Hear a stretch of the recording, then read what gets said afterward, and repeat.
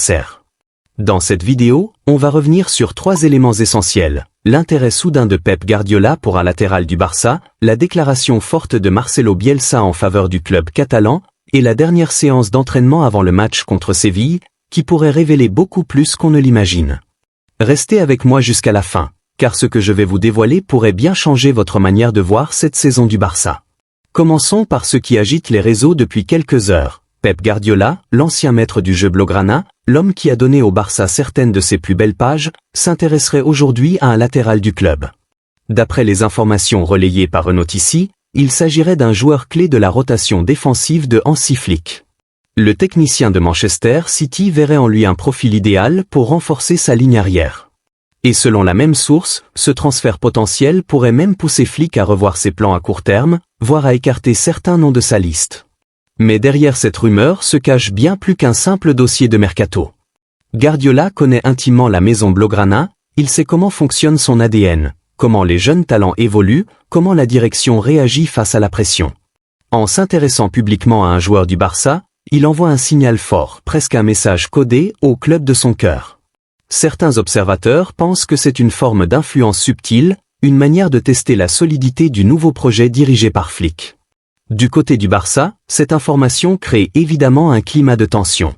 Faut-il céder à l'appel d'un géant comme City, ou protéger le noyau actuel, encore en construction? Flick, qui veut imposer sa patte, se retrouve dans une position délicate. L'arrivée éventuelle d'une offre anglaise pourrait rebattre les cartes. Et pendant ce temps, certains joueurs ressentent déjà cette incertitude. Le vestiaire, dit-on, reste concentré, mais la nervosité se fait sentir. Ce n'est pas tout. Dans ce contexte agité, une autre voix s'est élevée, et pas n'importe laquelle, celle de Marcelo Bielsa. L'actuel sélectionneur de l'Uruguay a pris la parole pour défendre publiquement le Barça, estimant que le club traverse une période de reconstruction complexe, mais courageuse. Ces mots, rapportés par Marca, ont fait le tour du monde. Il a parlé de respect, d'héritage et de patience. Et quand Bielsa s'exprime, le football écoute. Pourquoi c'est important ? Parce que Bielsa, figure respectée et admirée, n'a rien à gagner dans cette déclaration.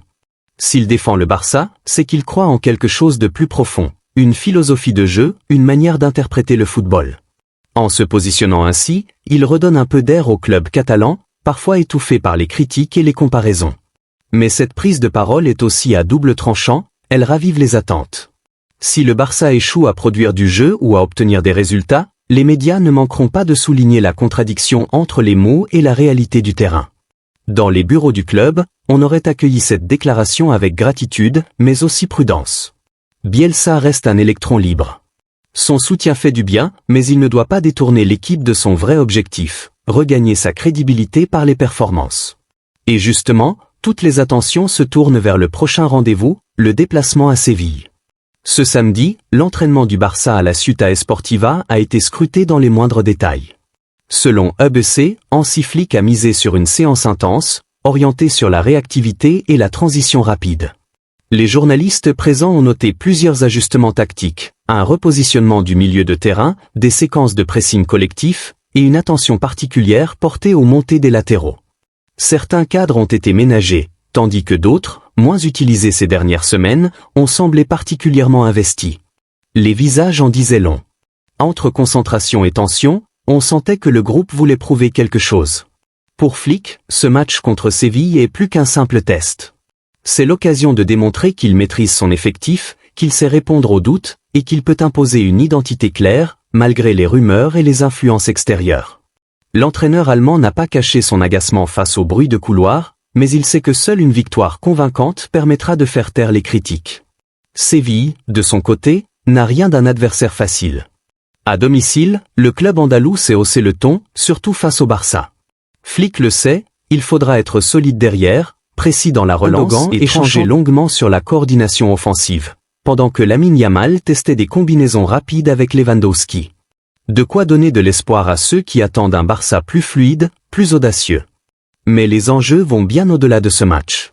Ce qui se joue, c'est aussi l'équilibre psychologique de l'équipe. Si le Barça gagne à Séville, il pourra transformer cette semaine agitée en moteur de cohésion. Si, en revanche, il trébuche, la presse catalane et internationale relancera aussitôt les doutes sur la direction du projet. Les rumeurs sur Guardiola reviendront, les critiques sur Flick s'intensifieront, et la pression pourrait redevenir étouffante. Alors, que faut-il attendre? 3 scénarios se dessinent. Le premier, optimiste. Le Barça confirme sa montée en puissance, maîtrise le match face à Séville et envoie un signal fort à l'Europe. Le recrutement d'un latéral, qu'il vienne ou non, passe au second plan, et Flick consolide son autorité.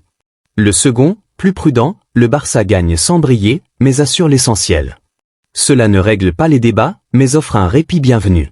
Enfin, le scénario le plus sombre, une contre-performance, et tout s'effondre.